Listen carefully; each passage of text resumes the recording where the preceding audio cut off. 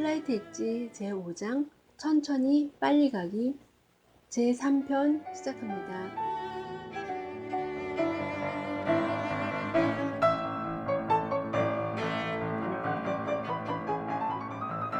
드라마는 없다. 영화나 TV가 현실에서는 몇 개월이나 몇 년이 걸리는 긴 변천사에 근사한 음악을 깔아 30초로 농축 편집하는 데에는 이유가 있다. 실제로 다 펼쳐놓고 보여줄 시간이 없어서가 아니다. 시간이 있어도 절대 다 보여주지 않는다. 그렇게 되면 너무 지루해진다. 슬라이트 엣지는 지루하다. 내가 내 입으로 말한다.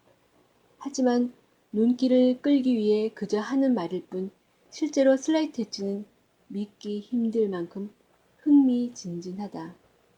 슬라이트 엣지로 인생이 완전히 바뀔 수 있다는 것을 이해한다면 흥미진진할 수밖에 없다. 그래도 처음에는 결과를 알 수 없기 때문에 지루해 보일 수 있다. 그랜드 캐년은 지겨울 틈이 없다. 하지만 그랜드 캐년 형성 초기 몇 백 년 동안 그랜드 캐년이 만들어져 가는 과정을 지켜보는 것이라면 이야기는 다를 수 있다. 좋은 선택을 하는 것이 무슨 거창한 일이라도 된다면 어딘지 드라마틱하거나 대단하고 어려운 일이라도 된다면 사람들은 슬라이트 엣지를 훨씬 쉽게 이해할 것이다. 왜 그럴까? 명확하게 보이기 때문이다. 그렇다면 이 책도 필요 없다. 결국 좋은 선택을 하는 것이 전혀 드라마틱하지 않다는 것이 문제이다. 사장에서 보았듯 그저 일상적인 사소한 선택일 뿐 전혀 영웅적이지 않다. 폭발하는 건물 꼭대기에서 목숨을 걸고 뛰어내려 악당의 헬리콥터 착륙 블레이드를 붙잡고 헬리콥터로 기어올라 폭탄을 해체하고 도시를 구할 것인가 말 것인가를 결정하는 것이라면 이보다 더 드라마틱할 수는 없을 것이다. 반면 안전벨트를 착용하느냐 마느냐의 선택은 드라마틱한 것과는 거리가 먼 재미없고 평범하고 사소한 선택이다. 알아주는 사람도 없다. 하지만 매년 수십만 명의 생명을 앗아가는 무서운 결과를 초래하는 선택은 어떤 선택인가? 참고로 건물에서 뛰어내리는 선택은 아니다. 영화 속 영웅이 지구를 구하는 선택은 더없이 드라마틱하다. 하지만 우리 인생은 영화가 아니다. 현실이다. 좋은 슬라이트 엣지를 선택하는 것이 드라마틱한 일이라면 반응도 즉각적일 것이다. 극장을 가득 메운 관객들이 환호와 박수갈채, 탄성처럼 말이다. 그러나 그런 일은 일어나지 않는다. 이것이 문제이다. 슬라이트 엣지 선택에는 즉각적인 반응 따윈 없다. 하지만 슬라이트 엣지 선택이야말로 실제로 숨이 탁 막힐 만큼 드라마틱하고 놀라운 것이라는 점을 알아야 한다. 4장에서 언급한 우리 회사의 대반전을 생각해보라. 5년 만에 회사 매출 규모가 7천만 달러에서 4억 달러가로 성장했다. 그 정도면 충분히 드라마틱하고도 남지 않는가? 장기적으로 볼 때 5년은 그리 긴 시간은 아니다.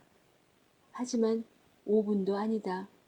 합병 후 처음 몇 개월 동안 다큐멘터리를 찍는 것처럼 카메라로 우리를 밀착 촬영했다면 마음을 사로잡는 놀라운 장면은 전혀 없었을 것이다. 1년을 찍었다 해도 마찬가지다. 카메라는 그 기간 동안 우리 회사의 반전 드라마를 도저히 담아낼 수 없다. 그때는 시간이 위력을 발휘할 만큼 충분히 쌓이기 전이었기 때문이다. 슬라이트 엣지는 그랜드 캐년도 깎아 만들 수 있다. 무엇이든 할 수 있다. 하지만 시간이 그 위력을 발휘할 수 있도록 시간을 들여야만 가능하다. 지금 이 순간의 선택은 좋은 선택이건 나쁜 선택이건 오늘 하루가 지나가는데 별다른 가시적인 영향을 미치지 않는다. 내일도 모레도 마찬가지이다. 환호도 박수도 탄성도 영화 속 생사가 걸린 대반전도 없다. 그러나 드라마틱한 것과는 무관한 이러한 시시한 행동들이 시간을 타고 배가 되었을 때 우리 삶의 향방에 그야말로 극적인 영향을 미친다. 자, 감동은 어디에 있는가? 영화의 맨 마지막 부분에 있다. 그리고 엔딩 크레디트가 흐른다. 하지만 이것은 정말 영화처럼 2시간 뒤에 일어나는 일이 아니다. 지금부터 2년 후일 수도, 사연에 따라서는 12년 후 또는 22년 후가 될 수도 있다. 좋은 선택을 하고 바르게 행동하는 것 정말 하기 쉽다. 말도 안 되게 하기 쉽다. 하지만 하지 않기도 정말 쉽다. 그리고 하지 않아도 큰일은 일어나지 않는다. 하지 않는다고 죽지도 다치지도 않는다. 적어도 오늘은 그렇다. 내일도 마찬가지이다. 그런데 과연 시간이 많이 흐른 뒤에도 그럴까?